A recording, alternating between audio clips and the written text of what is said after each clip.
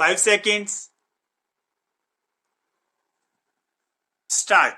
Shri K.T.S. Tulsi, Learned Senior Counsel, appearing for respondent number 7, submitted that on similar allegations, this court had directed CBI to initiate criminal proceedings against his client, and criminal prosecution has been launched and ended in logical conclusion. Thus, there could be no justification not to initiate the similar proceedings against Shri Ravi Mathur, IAS respondent number 4. Not initiating the proceedings on the similar or more grave charges would amount to treating the said respondent number 7 with hostile discrimination.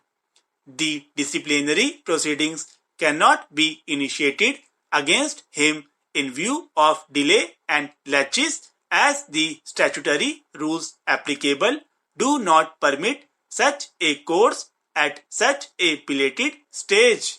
The criminal prosecution can easily be launched. The matter requires investigation as to whether the said respondent number 4 had committed an offence under the provisions of Prevention of Corruption Act 1988. Dr. Rajiv Dhawan, Learned Senior Counsel, amicus curiae, could submit that the gravity of allegations made against the said respondent number 4 is of such a high magnitude that it warrants the same treatment as given to Mrs. Neera Yadav, IAS respondent number 7.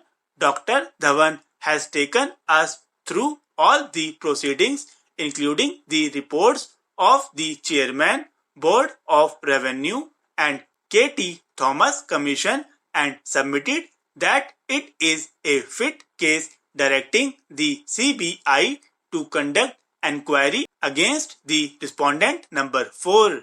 However, Dr. Rajiv Dhawan have raised serious objection in respect of intervention of the respondent number 7 and opportunity of hearing accorded to Shri K.T.S. Tulsi, Learned Senior Counsel, on her behalf, that in a case of this nature, the respondent number 7 had no locus standi and the right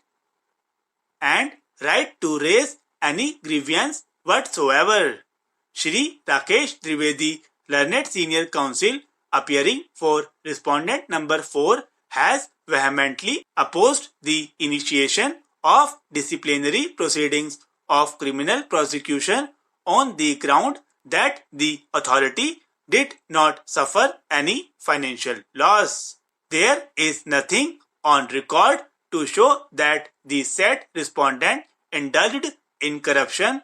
Thus, the provisions of the Act 1988 were attracted. The said respondent had acted in good faith. The disciplinary proceedings cannot be initiated being time-paired. All the allegations had been made against the said respondent number 4 at the behest of respondent number 7, and the same suffer from malafide and bias. The said respondent had paid the transfer charges only once to the tune of rupees 1.80 lakhs. The said conversion had subsequently been cancelled by the respondent number 7 herself. Due to pendency of this case, the said respondent could not get the physical possession of any of the plots.